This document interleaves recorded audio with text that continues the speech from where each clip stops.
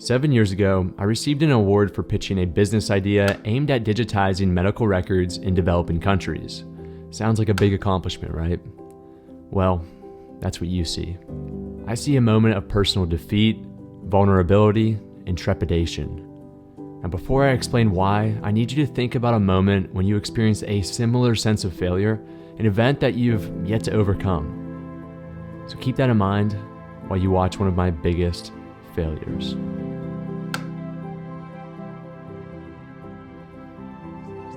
Possible help. A company attempting to digitize paper records in Nepal was awarded $515,000 from the Nepalese government. This shows that there is validation through our primary method. However, to ensure sustainability, we looked at a secondary method, software as a service. SaaS will ensure that our product, SaaS will ensure that our product will be able to sufficiently fit our needs and what it needs to be. Our business.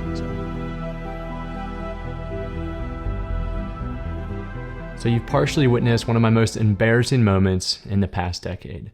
Yeah, that was me forgetting what to say in front of hundreds and hundreds of people, and I'll be the first one to tell you, it's not fun at all. Now, I will let you watch the ending of this video and how it ultimately unfolds, but it's important that I share something with you first. Since the live stream of this competition, I've started 7 successful businesses, quit my full-time job, and gained financial independence. But behind all of my successes are countless times of failure like the one you just saw. In fact, for every one of my successful businesses that I started, there were over 5 that failed. Failure, it's an epidemic that haunts nearly everyone and cripples ambition. 1 out of every 3 Americans claims to be fearful of failure, and among millennials, my generation, it's closer to 1 out of every 2. It's the #1 reason why people aren't willing to set goals or try new things. So chances are, you are also scared of failure. It should come to you as no surprise that this is becoming more and more common as social media and other types of platforms grow. It's not out of the question that in 2 to 3 generations from now, almost every single person of that generation will be terrified of failure. Imagine a world where every human being is scared to try something new because of how others will react to their possible failure. A world where everyone is unwilling to better themselves because it may lead to humiliation. A world that no one wants to live in.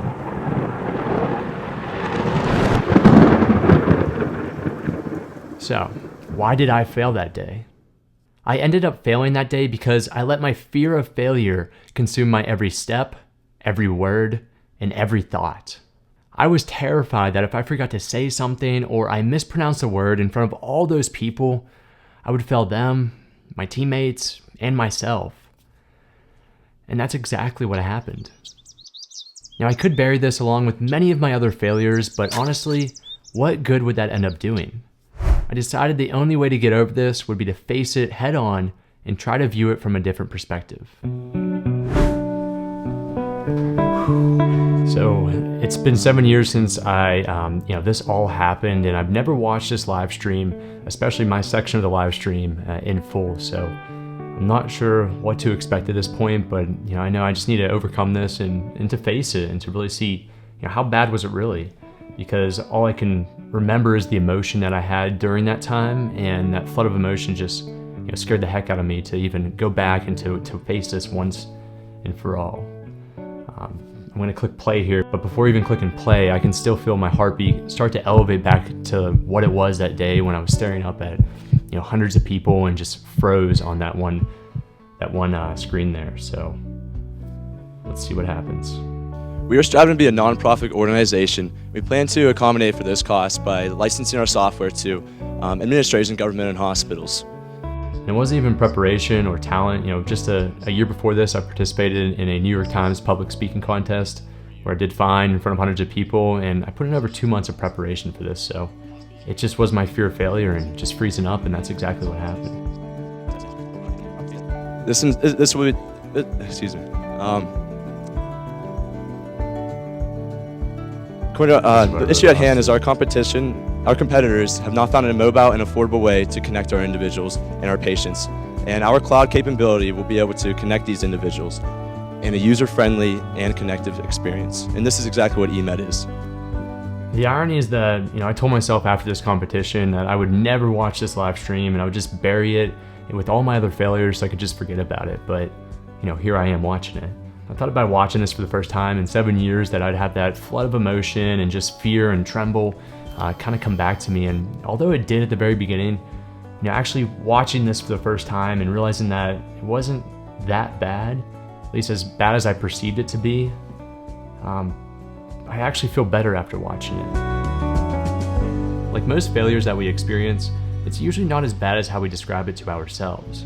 We let emotions get the best of us, and the illusion of fear tricks us into thinking we'll always be defined by it. However, fear of failure is just that, an illusion meant to trick you. You may be thinking, I would never be tricked by something that I imagined, or it's not easy to be tricked. Well, let's rewind for a second. Look very closely at the trophy in the beginning of this video. Does something look a little bit off? It should, because I created an illusion to show you how I've always viewed this trophy, as a symbol of how I let myself down that day. When in reality, you should be able to see past it, just like any failure in life.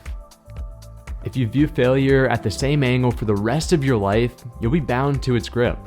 If you're open to learning, accepting it, and interested in viewing it from a different perspective, then you'll see it for what it truly is, just an illusion meant to trick you.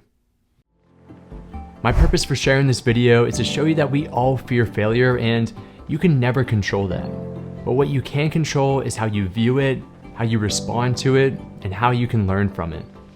You're going to have moments when you're stumbling for words, you'll have moments where your lack of preparation exceeds your talent, and that's okay. But never let failure like the one that you thought about at the beginning of this video trick you into thinking that you're not good enough or you cannot succeed. Because at the end of the day, you just have to take a look at it, view it from a different perspective, and learn from it.